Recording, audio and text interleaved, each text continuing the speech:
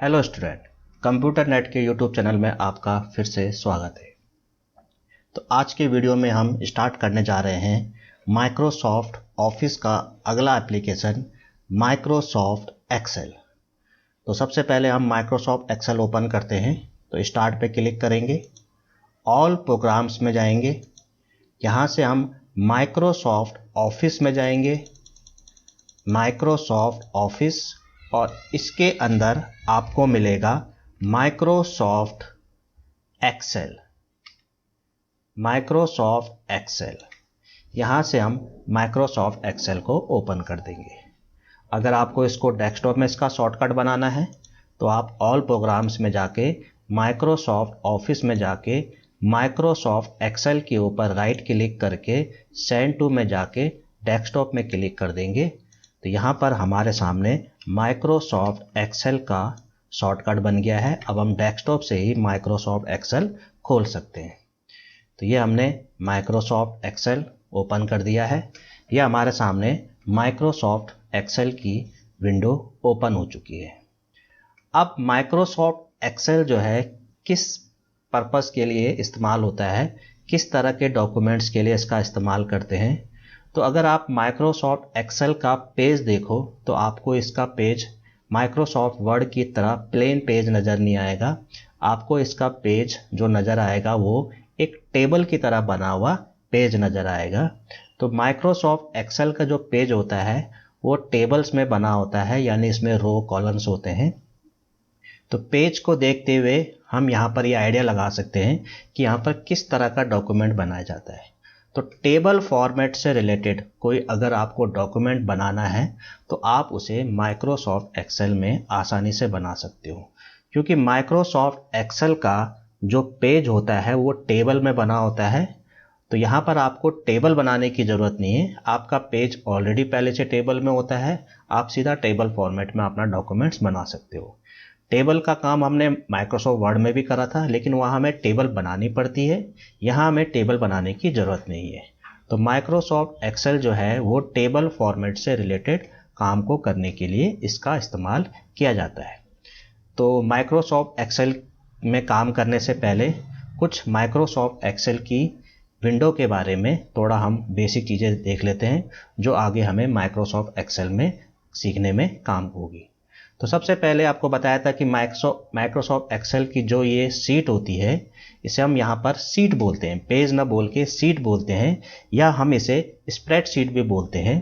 तो Microsoft Excel की जो स्प्रेडशीट होती है इसमें रो और कॉलम्स होते हैं, और रो और कॉलम्स में जिसमें कॉलम्स के नाम ABCD में होते हैं। अगर आप यहाँ ऊपर देखो सीट के ऊपर, तो ये कॉलम्स के नाम है ABCD। जैसे कि इस कॉलम का नाम है A, इस कॉलम का नाम है B, ऐसी इस कॉलम का नाम है C, ऐसी इसी कॉलम का नाम है D। तो कॉलम के नाम जो है वो हम ABCD में बोलते हैं, यानी कॉलम के नाम ABCD में होते हैं। और इसी तरह से अगर आप सीट के लेफ्ट में देखो तो यहाँ पर आपको क्या है, नंबर नज़र आएंगे।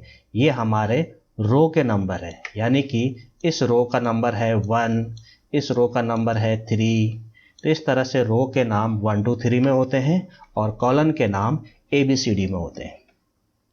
अब ये कॉलम के नाम ABCD से स्टार्ट होते हुए अगर हम यहाँ बॉटम से इस जगह से शीट को अगर हम राइट में स्क्रॉल करें तो आप ऊपर देखोगे कॉलम्स के नाम ABCD से चलते हुए Z पे ख़त्म होता है, और Z के बाद आप देखोगे फिर से AA, AB, AC, AD की सीरीज शुरू हो गई है, और ये सीरीज भी चलती रहेगी। पेज को राइट में स्क्रॉल करते रहो, A वाली सीरीज चलती रहेगी, और ये भी जब Z पे ख़त्म हो जाएगी तो उसके बाद आप देखोगे नई सीरीज शुरू हो गई है B वाली, फिर वो भी BZ तक चलेगी, और इसी तरह से C वाली सीरीज आएगी, वो भी Z तक चलेगी, D वाली सीरीज आएगी, वो भी Z तक चलेगी।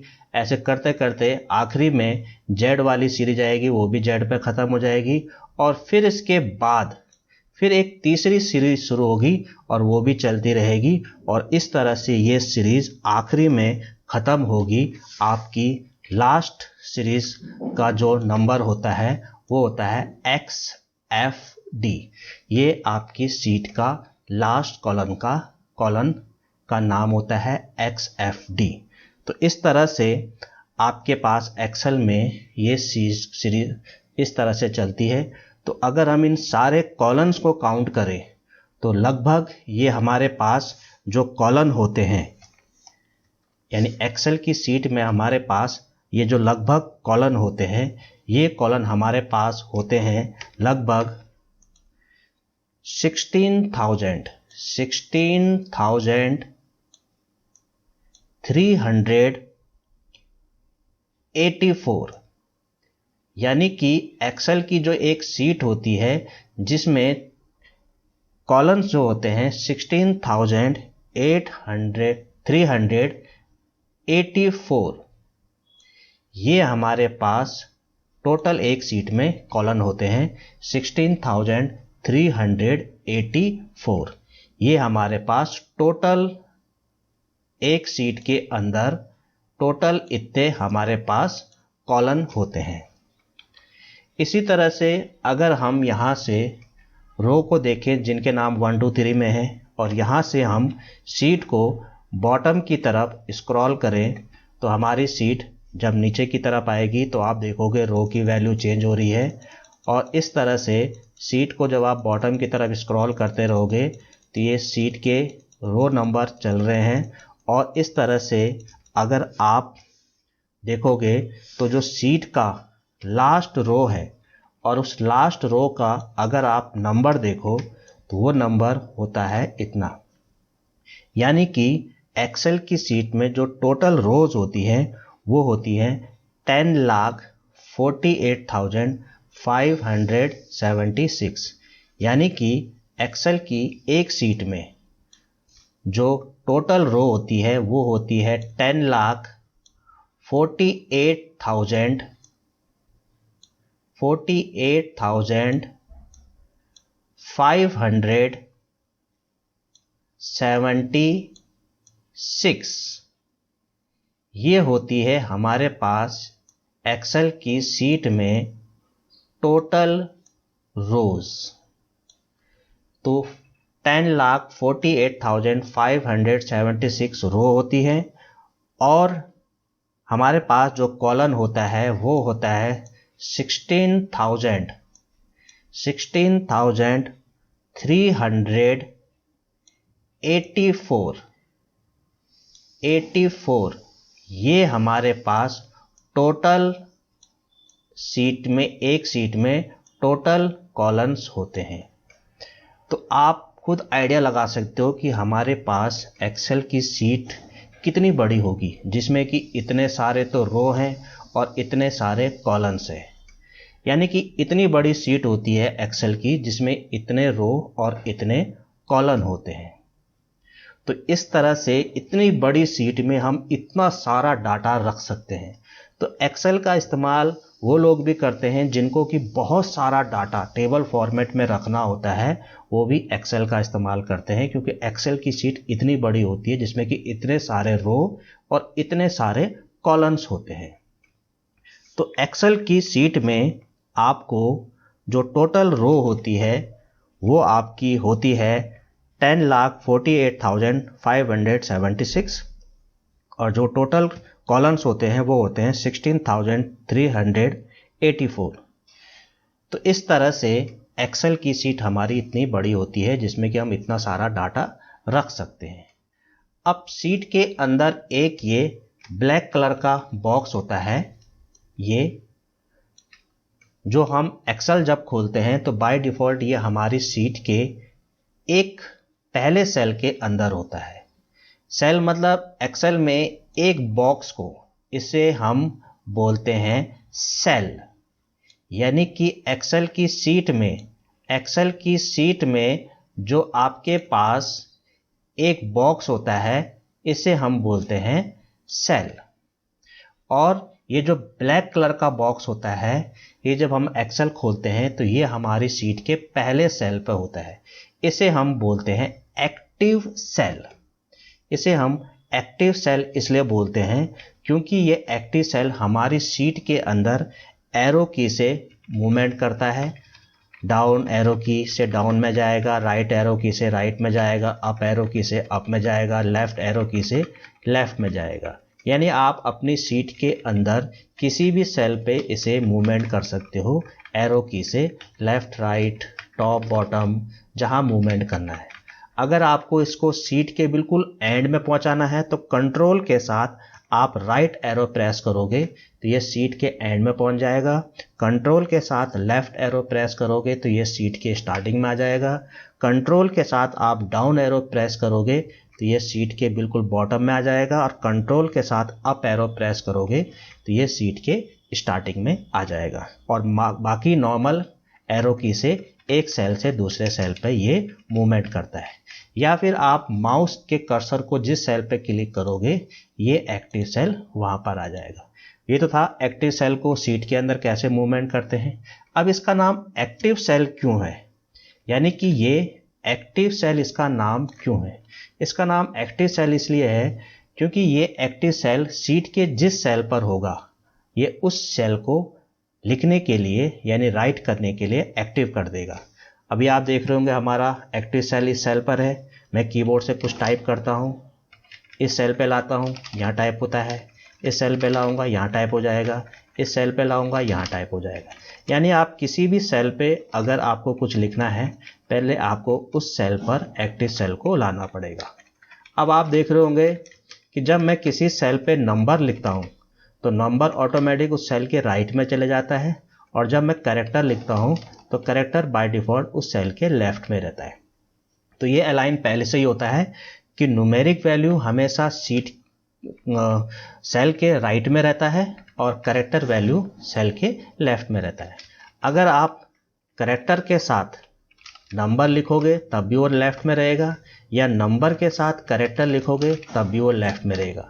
केवल नंबर आप लिखते हो तो वो सेल के राइट में चले जाएगा। तो ये बाय डिफ़ॉल्ट अलाइन पहले से होता है, जो हम बाद में चेंज भी कर सकते हैं, पर ये बाय डिफ़ॉल्ट होता है। इसके बाद होता है कि किसी सेल पे आप अगर माना कोई डाटा आपने लिखा हुआ है और आपको उस सेल का डाटा चेंज करना है तो आप उस सेल पे पहले एक्टिव सेल लाओ और नया डाटा लिख लो, पुराना वाला अपने आप ही मिट जाएगा। अगर आपको उस पर नया डाटा लिखना है तो सीधा नया लिख दो, पुराने वाला अपने आप मिट जाएगा।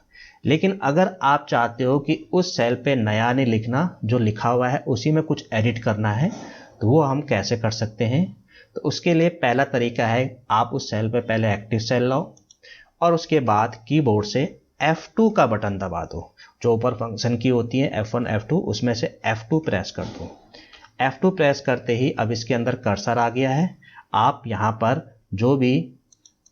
पर जो भी डाटा करेक्शन करना चाहते हो कर सकते हो। जैसे कि मुझे 8 से पहले 2 लिखना है और 8 के बाद 0 लिखना है, एंटर दबा दो, एडिट हो गया। ऐसे किसी और सेल पे माना मुझे इस सेल पे F2 दबाया, पहले वहाँ पर एक्टिव सेल लाया फिर F2 दबाया, माना मुझे इस S को मिटाना है, इसकी जगह मुझे W लिखना है और F के बाद मुझे A लिखना है, एंटर दबा दो।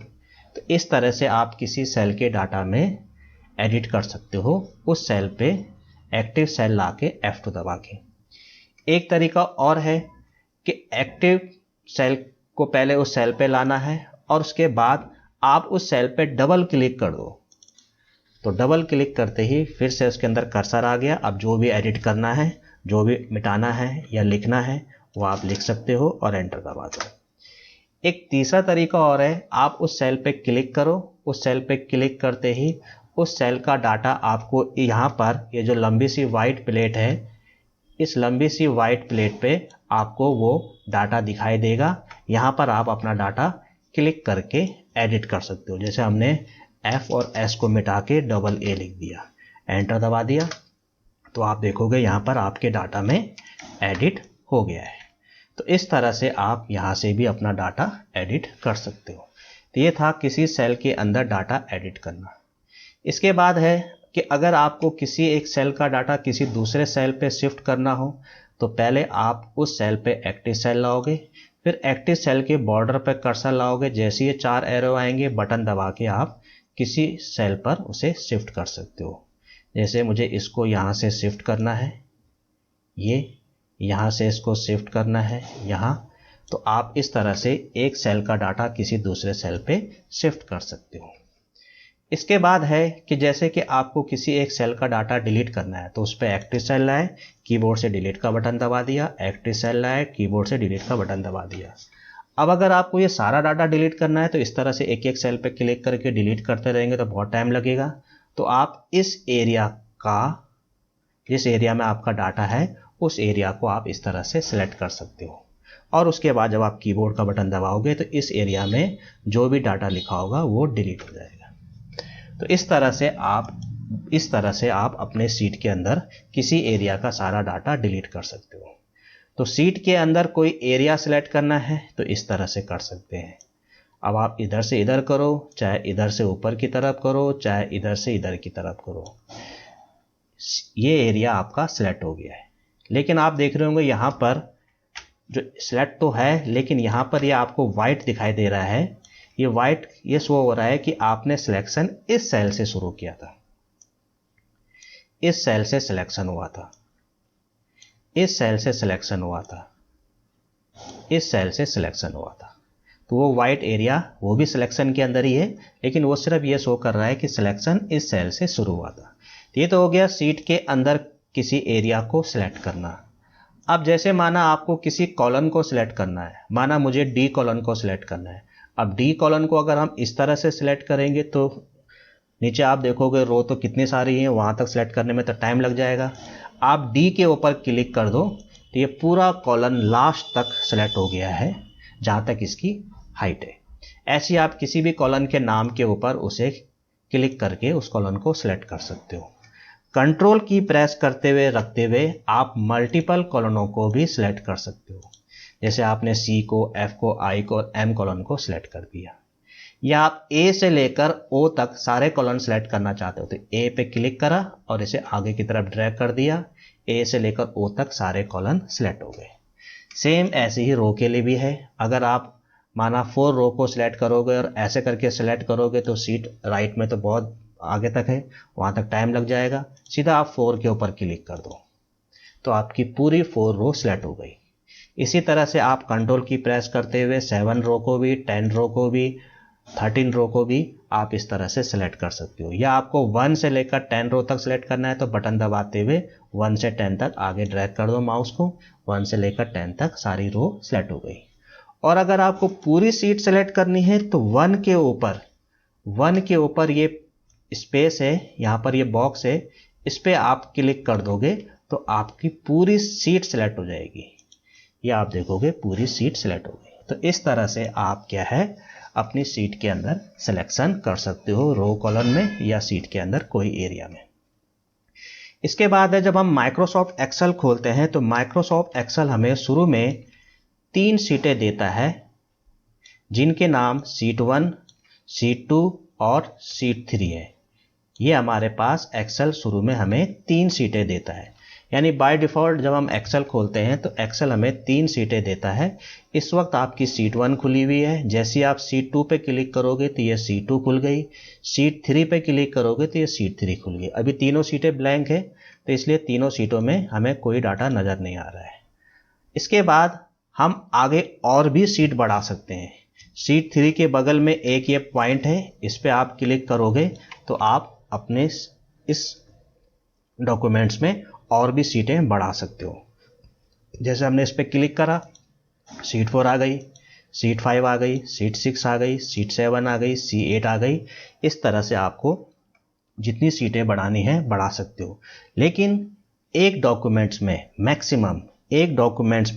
मैक्सिमम हम 255 सीट इंसर्ट कर सकते हैं। यानी कि आपको 3 सीटें तो बाय डिफ़ॉल्ट मिलती हैं, उसके बाद आप 252 यानी कि 252 सीटें और इंसर्ट कर सकते हो एक डॉक्यूमेंट्स में। इसके बाद 255 सीट जब एक डॉक्यूमेंट में हो जाएगी और आपको फिर और सीटें चाहिए होंगी तो फिर आपको नया डॉक्यूमेंट बनाना पड़ेगा और फिर उसमें भी आप 255 सीट तक इंसर्ट कर सकते हो। इंसर्ट तो 252 ही होंगे क्योंकि 3 सीटें तो आपको ऑलरेडी पहले से मिलती हैं। तो टोटल एक सीट में एक डॉक्यूमेंट में 255 सीटें होती हैं। तो ये था किस तरह से हम सीटें इंसर्ट करते हैं। इसके बाद अगर आपको कोई सीट डिलीट करनी है तो उस सीट के नाम के ऊपर, जैसे मुझे सीट 8 डिलीट करनी है तो आपको सीट 8 के ऊपर राइट क्लिक करना है। यहाँ पर ऑप्शन होगा डिलीट, डिलीट पे क्लिक कर दोगे। सीट 7 को डिलीट करना है तो उसके ऊपर राइट क्लिक करोगे, डिलीट पे क्लिक करोगे तो सीट डिलीट हो जाएगी। तो इस तरह से कोई सीट अगर आपकी एक्स्ट्रा बन गई है तो आप उसे डिलीट कर सकते हो। इसके बाद आप किसी सीट का अगर नाम चेंज करना चाहते हो, वैसे तो एक्सेल सीट का नाम seat 1, seat 2, seat 3, seat 4, seat 5, seat 6 ऐसे देता है, आप सीट का नाम भी बदल सकते हो। आपको सीट के ऊपर राइट क्लिक करना है जिसका नाम बदलना है, और उसके नाम के ऊपर राइट क्लिक करना है और रिनेम पे क्लिक करके आप उसका जो भी नाम देना चाहते हो दे सकते हो। जैसे हमने नाम दे दिया स्कूल, एंटर दबा दिया, इसका नाम स्कूल हो गया। सीट 3 का नाम बदलना है, राइट क्लिक, रिनेम, इसका नाम हमने दे दिया ऑफिस, एंटर दबा दिया। सीट 1 के ऊपर राइट क्लिक करा, रिनेम करा, इसका नाम हमने दे दिया सैलरी, एंटर दबा दिया। इसी तरह से सीट 5 के ऊपर राइट क्लिक करा, रिनेम करा, इसका नाम हमने दे दिया सेल्स, एंटर दबा दिया। तो इस तरह से आप सीटों को नाम दे सकते हो। तो सीटों को नाम दे के फ़ायदा ये होता है कि जैसे आपने अपने एक डॉक्यूमेंट्स में 40-50 सीटें बना दी हैं, अब आपको कोई डॉक्यूमेंट देखना है कि आपने कौन सी सीट में क्या काम कर रखा है, तो आपको हर एक सीट को खोल खोल के देखना पड़ेगा कि कौन सी सीट में क्या काम कर रखा है। तो आप उस सीट के अंदर जो भी काम किया है उस नाम से रिलेटिव उस सीट का नाम दे दो, इससे आपको नाम से पता चल जाएगा कि सीट में क्या काम है। जैसे कि इस सीट में हमारे पास जो हमने ये सीटों को नाम दिया है, तो इसमें हमारे पास सैलरी का काम है, इस सीट में ऑफिस का काम होगा, इस सीट में सेल्स का काम होगा, इस सीट में स्कूल का काम होगा।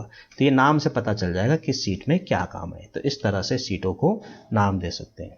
तो ये था कैसे हम सीटें इंसर्ट कर सकते हैं, कैसे किसी सीट को डिलीट कर सकते हैं, कैसे सीट का नाम चेंज कर सकते हैं, और अगर किसी सीट की पोजीशन चेंज करनी तो वो भी कर सकते हैं। जैसे माना मुझे स्कूल की सीट सैलरी से पहले चाहिए, तो स्कूल सीट के ऊपर बटन दबा के उसे ड्रैग करा और सैलरी के आगे लाके छोड़ दिया। ऐसी सेल्स की सीट को ड्रैग करा और उसे सीट 2 के आगे छोड़ दिया। तो इस तरह से आप सीटों की पोजीशन भी चेंज कर सकते हो। तो ये था सीट इंसर्ट करना, डिलीट करना, नाम चेंज करना और सीट की पोजीशन चेंज करना। इसके बाद एक्सेल में हमारे पास कुछ ऐसी लिस्ट होती है जिसे हम ऑटोमेटिक लिस्ट बोलते हैं। ऑटोमेटिक लिस्ट मतलब वो लिस्ट हमें बनाने की ज़रूरत नहीं है, वो लिस्ट एक्सेल खुद बना देगा। जैसे कि माना मुझे जनवरी से लेकर दिसंबर तक के महीनों की लिस्ट तैयार करनी है, तो मैंने यहाँ पर पहले सेल में लिखा जनवरी, एंटर दबाया। अब मुझे नीचे लिखना है फरवरी, फिर नीचे मार्च। तो ऐसे तो दिसंबर तक लिस्ट बनाने में टाइम लग जाएगी। तो ये जो मंथ के नाम होते हैं ये एक्सेल में ऑटो लिस्ट में आते हैं। यानी कि आप जनवरी के ऊपर दोबारा एक्टिव सेल लाओ और एक्टिव सेल के इस कोने पे आप देख रहे होंगे एक ब्लैक सा पॉइंट है। इस ब्लैक से पॉइंट पे आप जैसे कर्सर लाओगे तो आपका कर्सर माउस का एक्सेल की सीट में वैसे वाइट प्लस होता है, लेकिन जैसे आप इसके ऊपर कर्सर लाओगे तो आप देखोगे आपका जो कर्सर है वो ब्लैक प्लस बन जाएगा। और जैसे ही वो ब्लैक प्लस बनेगा बटन दबा के नीचे ड्रैग करते रहो, आप देखोगे साथ साथ महीने के नाम चल रहा है, और जैसे ही दिसंबर आएगा छोड़ देना। तो इस तरह से क्या है, आप मंथ के नाम इस तरह से तैयार कर सकते हो। ऐसे अगर आपको मंथ के नाम शॉर्ट में चाहिए तो शॉर्ट में लिख दिया, यहाँ पर ब्लैक पॉइंट पे कर्सर लाया, जैसे ब्लैक प्लस आएगा नीचे खींच दो तो शॉर्ट में आ गए। इसी तरह से आपको डे के नाम मंडे ट्यूसडे लिखना है, आपने लिखा मंडे, एंटर दबाया, दोबारा एक्टिव सेल लाए, ब्लैक प्लस जैसे आएगा नीचे खींच दो, मंडे ट्यूसडे आ गया। या आपने शॉर्ट में लिखा MON, क्लिक करा, जैसे ये प्लस आएगा नीचे खींच दिया। इसी तरह से आपको लिखना है फर्स्ट, सेकंड, थर्ड, इस तरह से काउंटिंग स्टार्ट करनी है, जैसे ब्लैक प्लस आएगा नीचे खींच दो। इसी तरह से आपने कोई डेट लिखी 1 जनवरी 2019, अगली डेट लिखनी है तो इसको यहाँ से नीचे ड्रैग कर दिया। तो इस तरह से ये कुछ ऐसे डाटा हैं जो एक्सेल में ऑटो लिस्ट में आते हैं। यानी कि डेट, इस तरह से एक काउंटिंग, डे के नाम और इस तरह से मंथ के नाम, ये एक्सेल में ऑटो लिस्ट में आते हैं। अब मान लिया आपने यहाँ पर कोई नंबर लिखा, यहाँ पर कोई डाटा लिख दिया, अब इसे आप यहाँ से ब्लैक प्लस जैसे आएगा ड्रैग करके नीचे खींच दो, इसे भी जैसे ब्लैक प्लस आएगा नीचे खींच दो। तो यहाँ पर आप देखोगे एक लिस्ट तैयार नहीं हुई, सेम वही चीज़ रिपीट हो गई है इसमें भी और इसमें भी, क्योंकि इनके अलावा यानी इनके अलावा आप किसी भी चीज़ को अगर यहाँ से खींचते हो, इसका मतलब होता है कि उस सेल में जो लिखा हुआ है उसकी कॉपी करना। तो यहाँ पर इसकी कॉपी हो जाएगी, यानी सेम वही चीज़ रिपीट हो जाएगी, लेकिन इनकी कॉपी नहीं होती क्योंकि ये एक्सेल में ऑटो लिस्ट में है, इनकी एक लिस्ट तैयार हो जाएगी। तो ये होती है ऑटो लिस्ट। अब ये ऑटो लिस्ट आप वर्टिकल की जगह हॉरिजॉन्टल भी कर सकते हो। जैसे आपने मंडे लिखा, अब आपको ट्यूसडे वेडनेसडे ऐसे हॉरिजॉन्टल चाहिए, तो आप यहाँ पर इस तरह से भी ये लिस्ट बना सकते हो।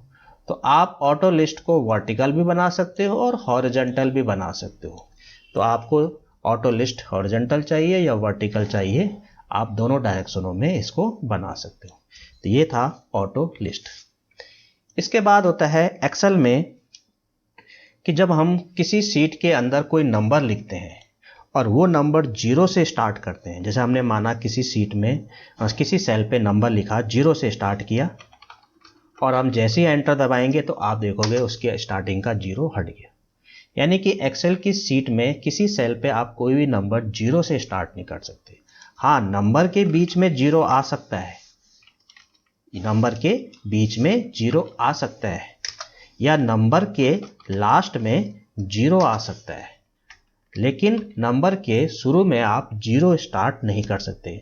इसमें आप देखोगे नंबर के बीच में 0 है, इसमें नंबर के लास्ट में 0 है, तो वो तो चल सकता है, लेकिन नंबर के स्टार्टिंग में अगर आप 0 लिखोगे तो वो उसका 0 हटा देगा। लेकिन मान लिया मुझे कोई ऐसा मेरे पास डाटा है जिसके स्टार्टिंग में 0 है ही और मुझे 0 ही चाहिए। अब जैसे मान लिया कि देहरादून का जो टेलीफोन का एसटीडी कोड होता है वो 0135 होता है, तो अगर मैं 0135 लिखूंगा और एंटर दबाऊंगा तो आप देखोगे इसका तो उसने 0 हटा दिया है, लेकिन एसटीडी कोड तो 135 नहीं 0135 होता है। तो माना मुझे एसटीडी कोड 0135 लिखना है, तो फिर वो कैसे लिखा जाए? तो कोई भी नंबर अगर 0 से स्टार्ट करना है तो पहले तो आपको कीबोर्ड से जो सिंगल इंड कॉमा होता है, यानी कि सिंगल इंड कॉमा जो आपके एंटर बगल के बगल में होता है, आप पहले वो सिंगल इंड कॉमा लगा दोगे, यानी कि ये, और उसके बाद फिर आप 0135 जो भी आपकी न्यूमेरिक वैल्यू है जो कि 0 से स्टार्ट हो रही है वो लिख दोगे और उसके बाद एंटर दबा दोगे। तो आप देखोगे अब उसने उसका 0 नहीं हटाया, लेकिन अब ये न्यूमेरिक वैल्यू नहीं रही, ये अब एक कैरेक्टर वैल्यू हो गई है, एक तरह से टेक्स्ट हो गया है। तभी तो ये लेफ्ट में, अगर ये न्यूमेरिक वैल्यू होती तो राइट में चले जाती। तो कुल मिला के हमारा नंबर जो हमारा डाटा था उसके स्टार्टिंग में 0 आ गया है। तो इस तरह से अगर आपको अपने किसी नंबर के स्टार्टिंग में 0 स्टार्ट करना है तो आपको सबसे पहले तो ये सिंगल इंड कॉमा लगाना है और उसके बाद जो भी नंबर आपका 0 से स्टार्ट हो रहा है वो नंबर लिखा और एंटर दबा दिया। तो इस तरह से आपके नंबर के स्टार्टिंग में 0 रहेगा। ये था नंबर के स्टार्टिंग में 0। इसके बाद होता है कि किसी सेल पर आपने माना कोई डिजिट लिखना है, डिजिट मतलब न्यूमेरिक वैल्यू, तो किसी सेल पर हम जो डिजिट लिख सकते हैं वो मैक्सिमम 15 नंबर की डिजिट लिख सकते हैं। जैसे मैंने एक नंबर लिखा 1 2 3 4 5 6 7 8 9 10 11 12 13 14 15, ये मैंने 15 नंबर का एक डिजिट इसके अंदर लिख दिया है। तो अभी आप देख रहे होंगे 15 डिजिट का नंबर लिखा तो उसने कुछ इसको इस तरह से शो कर दिया है। तो इसके ऊपर हम माउस से राइट क्लिक करेंगे उस सेल के ऊपर और फॉर्मेट सेल में जाएंगे और यहाँ पर नंबर पे क्लिक करके ओके कर देंगे। तो आप देखोगे हमारा 15 डिजिट का नंबर ये आ गया है। यानी आप मैक्सिमम 15 डिजिट तक का नंबर किसी एक सेल पे लिख सकते हो। अब माना मैंने किसी सेल पे 18 डिजिट का नंबर लिखना है, 1 2 3 4 5 6 7 8 9 10 11 12 13 14 15 16 17 18। जैसे ही मैं एंटर दबाऊंगा पहले तो उसने इसको इस तरह के फॉर्मेट में बना दिया। आप इसके ऊपर राइट क्लिक करके फॉर्मेट सेल में जाके नंबर पे क्लिक करके ओके कर दो। अब आप देखोगे कि मैंने इस सेल पे जो 18 डिजिट का नंबर लिखा था तो 15 डिजिट तक का तो नंबर उसने हमारा शो कर दिया, लेकिन आगे जो मैंने 3 डिजिट और लिखे थे उसको उसने 0 बना दिया। यानी कि 15 डिजिट के बाद आप जितना भी डिजिट लिखोगे वो उसको 0 बना देगा। यानी कि आप किसी एक सेल पे मैक्सिमम 15 डिजिट तक का ही नंबर लिख सकते हो। ये था कि किसी एक सेल पे मैक्सिमम कितने डिजिट तक का नंबर हम लिख सकते हैं, 15 डिजिट का। इसके बाद होता है कि किसी एक सेल पे हम मैक्सिमम कितनी कैरेक्टर वैल्यू लिख सकते हैं। तो किसी एक सेल पे हम जो मैक्सिमम कैरेक्टर वैल्यू लिख सकते हैं वो होता है 32,767। ये होता है किसी एक सेल पे मैक्सिमम कैरेक्टर वैल्यू लिखना। यानी हम किसी एक सेल पे, अगर हमें किसी एक सेल पे कैरेक्टर वैल्यू लिखनी है तो किसी एक सेल पे कैरेक्टर वैल्यू जो हम मैक्सिमम लिख सकते हैं वो होता है 32,000, यानी कि 32,767। ये होता है मैक्सिमम कैरेक्टर वैल्यू। CHAR लिख रहा हूं मैं कैरेक्टर को, CHAR। यानी कि किसी एक सेल में मैक्सिमम कैरेक्टर वैल्यू आप 32,767 लिख सकते हो। और न्यूमेरिक वैल्यू मैक्सिमम आप डिजिट वैल्यू या न्यूमेरिक वैल्यू बोलते हैं, 15 डिजिट तक की आप न्यूमेरिक वैल्यू किसी एक सेल पे लिख सकते हो। इसके बाद आगे है हमारे पास किसी एक, तो यहां तक आपको क्लियर हो गया है। अब आगे देखते हैं। तो ये कुछ बेसिक चीज़ें हैं जो कि आपको अपनी एक्सेल में पहले से पता होना चाहिए कि हम किस तरह से कोई एक्सेल की सीट में काम कर सकते हैं। तो ये कुछ बेसिक चीज़ें थी, और भी कुछ बेसिक चीज़ें थोड़ा थोड़ा हम आगे भी पढ़ते रहेंगे। तो ये बेसिक चीज़ें आपको थोड़ा पहले से ध्यान में रखनी है, क्योंकि एक्सेल सीखने से पहले एक्सेल की सीट के बारे में, उसकी प्रॉपर्टीज़ के बारे में आपको पहले ये चीज़ें पता होनी चाहिए, तभी जाके आप एक्सेल में आगे काम कर सकते हो। तो ये वीडियो एक्सेल का इंट्रोडक्शन था कि एक्सेल क्या होता है, कैसे उसमें काम करते हैं, क्या उसकी क्वालिटी होती है, क्या उसकी प्रॉपर्टीज होती हैं, क्या कंडीशंस हैं किस चीज़ के लिए, वो सारी चीज़ें आपको इस इंट्रोडक्शन के वीडियो में पढ़ाया है। और नेक्स्ट वीडियो में हम एक्सेल में काम करना स्टार्ट करेंगे। तो इस वीडियो में इतना ही है। तो ये मेरा वीडियो आपको कैसा लगा प्लीज़ कमेंट्स में और लाइक और शेयर ज़रूर कर दीजिए, और कमेंट्स में ज़रूर लिखना। और मेरे इस चैनल में आप पहली बार अगर आए हो तो इसे सब्सक्राइब जरूर कर दीजिए और अपने फ्रेंड्स को भी इसे शेयर कर दीजिए। तो आज की वीडियो में इतना ही है। Okay, thank you, bye.